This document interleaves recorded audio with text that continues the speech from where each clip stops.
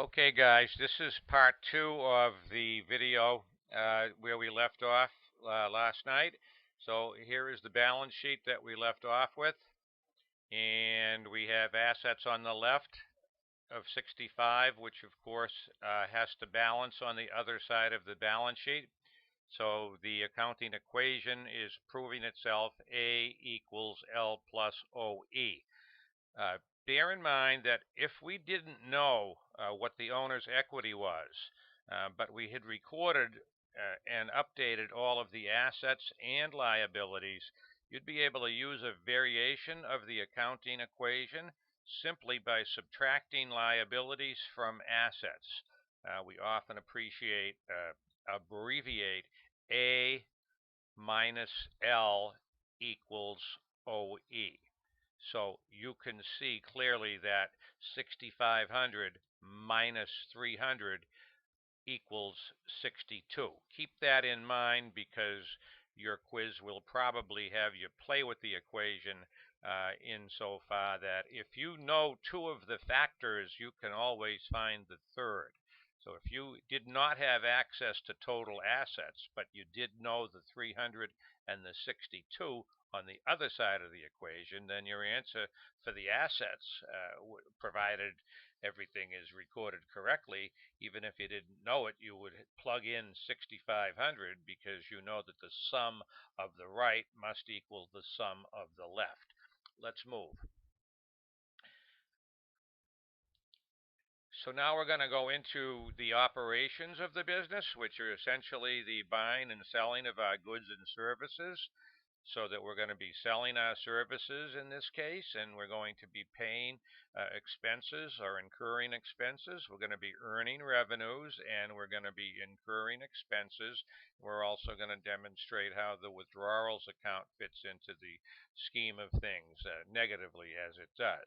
But the major operations are the earning of revenues and the incurrence of expenses. That's how I like to use my language. We earn revenues and we incur expenses.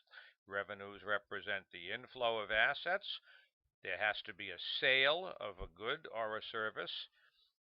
So you're going to have pluses to assets, which causes owner's equity to go up. For expenses, you're going to have reductions in assets, which will cause owner's equity to go down. The withdrawals, which is not a business expense, is treated like one only insofar that it is a deduction from the owner's equity balance. Let's move along. They define revenue, which I just did. You have to earn revenue by either by performing services or selling goods, resulting in an increase in owner's equity and recorded when earned. What they're saying there is that even if you haven't got the cash yet, you still will record the revenue and put it in an accounts receivable account. That's to come. Revenue is an increase in an asset, and if you get the cash right away, that's fine. You record it right away.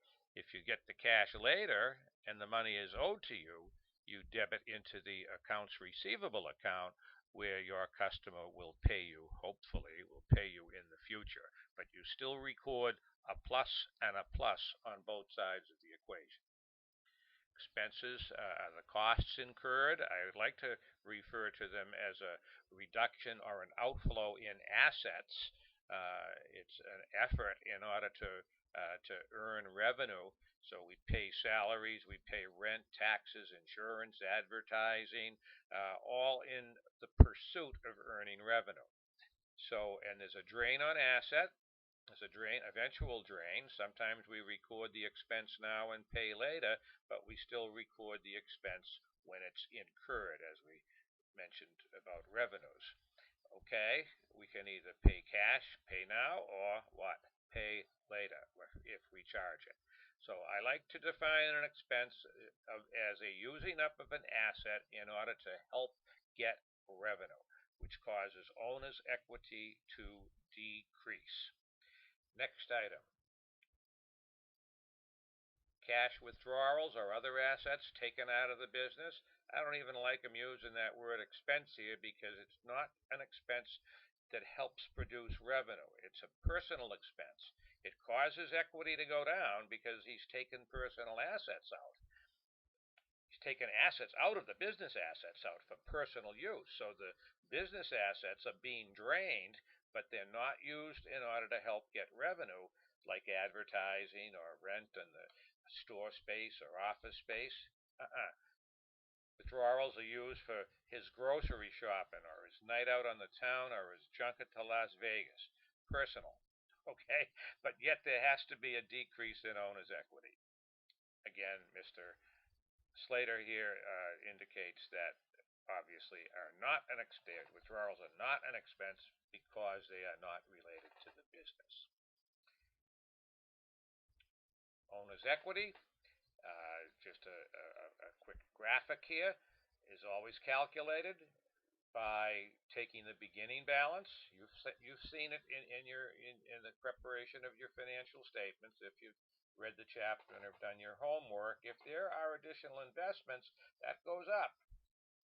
And it'll go up if revenues are greater than expenses. But if expenses are greater than revenues, you're going to see a minus there for a net loss. Those are discussed in a minute.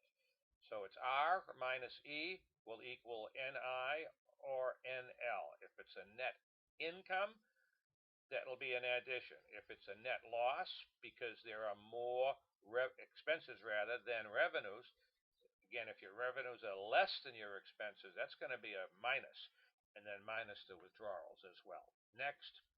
Now he's getting into some activities related to operations. So you're going to see revenue activity. This is a cash revenue, adds to cash, adds to revenue, and it's underneath. This is an expanded equation, meaning that the capital account is expanded out for every item that affects owner's equity. So that from this point to the right are all owner's equity subcomponents, I should say. So you got the main capital account, and these are her kids, right? Mia's got some good guys and she's got some bad guys. Withdrawals take away, revenues are positives, and expenses are negatives. At any given time, if you wanted to know the equity, you'd simply take the balance of owner's equity, add the revenue, subtract the expense. But again, you're going to debit cash and credit revenue. That's Chapter 2 speak. Add to cash, add to the revenue account specifically. Service revenue, taxi fares earned if you're a taxi driver, dental fees earned if you're a dentist. Those would be the account titles. Next. Transaction E, you can see ahead of time he balances the equation. Two accounts are affected, and the equation has to balance another revenue. We've accumulated $5,000 so far. So if we were going to do an income statement at this point, we'd have a net income of $5,000 because there's no expenses. But beyond that, this is a revenue that is not being collected right away. As we just indicated, you record revenues when they are earned regardless of the collection. When that gets collected later, then we'll deal with it. We'll subtract the amount that's owed from us, and if they're paying us, we'll add the cash. But for now, you simply add to the receivable. It's an asset. Even though you can't touch it, feel it, kick it, and throw it in the trash, it's still an asset. It does not have to have physical characteristics to be an asset. Okay? So, but a recorded revenue on credit is simply to add to the revenue and add to the asset, either cash or accounts receivable, and add to the revenue account, which is a component of owner's equity. Next.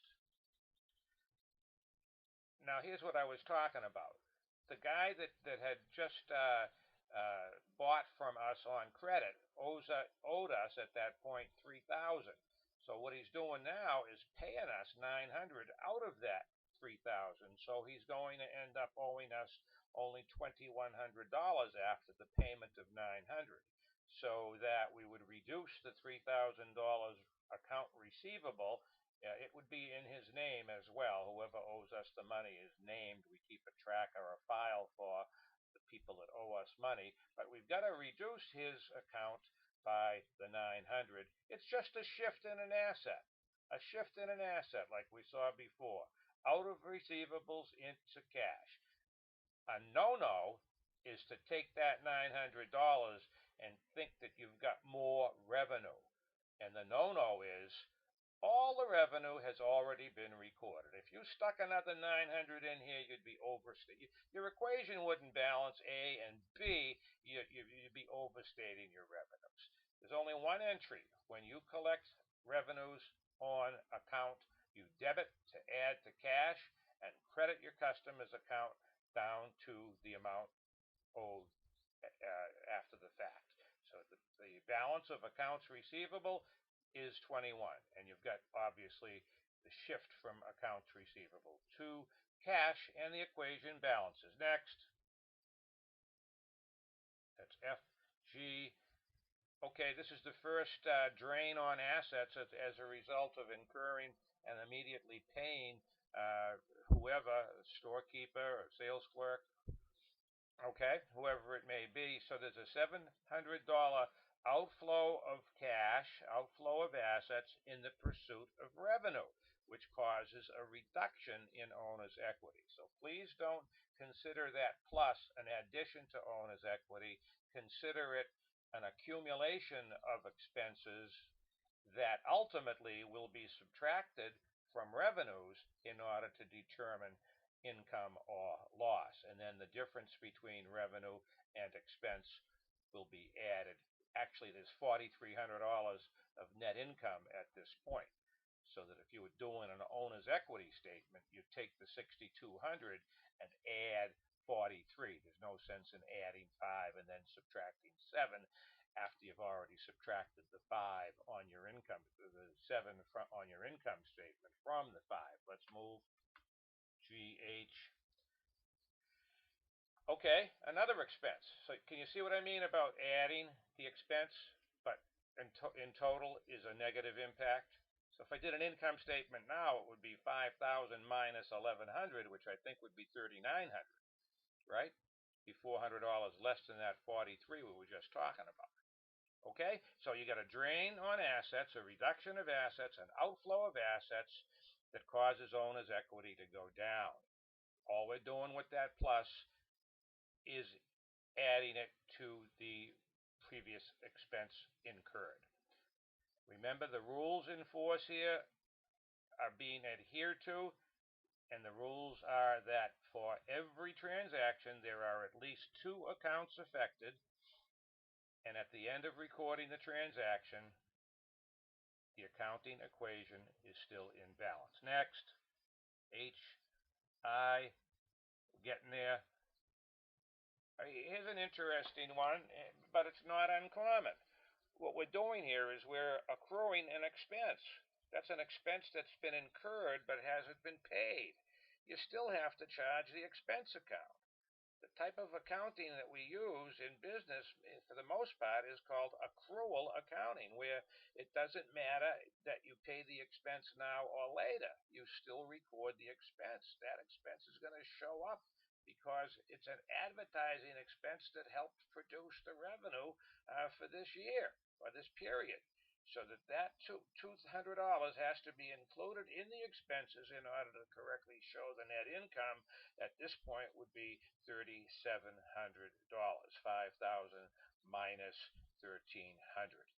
2 accounts affected. Actually, what the owner is in essence doing is taking away from his equity and giving it to the creditor at this point. And then when we pay that guy off, we'll subtract the 200 and we'll subtract the 200 from cash later on. When it gets what? When it gets paid. But right now, we owe for that expense, and it must be recorded as a liability. Okay, and it does cause both sides of the, well, it causes a reduction in owner's equity and an increase in liabilities. And at the end of the day, we still end up with 10-4 on the other side. We're almost done. That's IJ. There's your personal withdrawal. Again, don't confuse the plus as an addition, because at the end, we subtract that 100 in order to calculate owner's equity. If you spread it out, you'd see 62 minus 1 plus 5 minus 13. 10-3. Remember 10-2? 10-3. Okay? So there you go. So you've got 100 coming out of cash, and we're adding to the withdrawals account. Look at, if he took another $100 out tomorrow, then this would be up to 2, and then you'd be subtracting 200. Right? The same thing with expenses. If you added another 200 of expenses in, then this would be up to 15, which ends up being subtracted. So again, those plus signs, don't let them goof you up. They only mean you're accumulating negatives. You're accumulating a negative element, a negative subcomponent of owner's equity. An expense and withdrawals are negative subcomponents of owner's equity, which in the end reduce owner's equity. Okay, kids, now we're going to take you to the completed spreadsheet here. All transactions are recorded and posted. I'm not going to go through them, but from this point, if you were asked to do a complete summary problem just like this, you are now in a position to do the 3 financial statements, which are going to look just like the statements that we did in problem 1A4, and you have 1B4 as your guide. So obviously, the first statement that you prepare is the income statement, and you're going to show revenues of 13 and total expenses of 5. Let's go.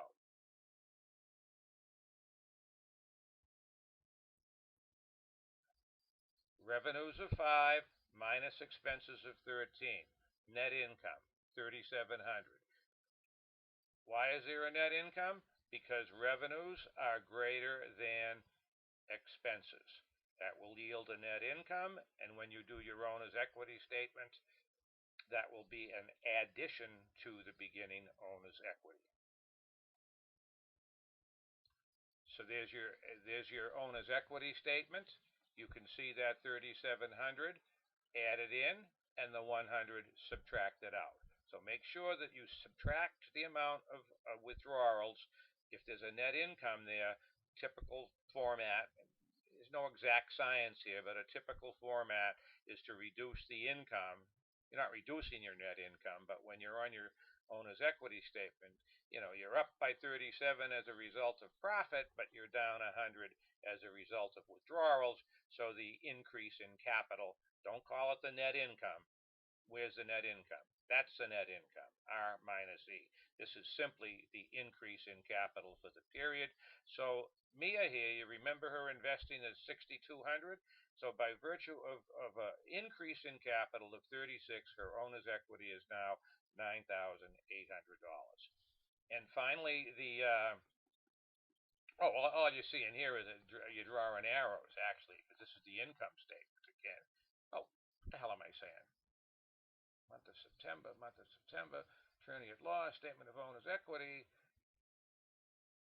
It's an assumption. Okay, again, if she had added, all right, all he's doing here is changing the facts a little. So what if Mia had added $7,000 during the period? You see that in the middle of September? So then remember we said your beginning capital plus your additional investment? That's a good little graphic. So we add that. So the subtotal, and then I guess the rest of the problem made an assumption that if she earned, good. What did she do? Very good. You see that, kids? There was a net loss. So again, it's a different assumption than the current problem.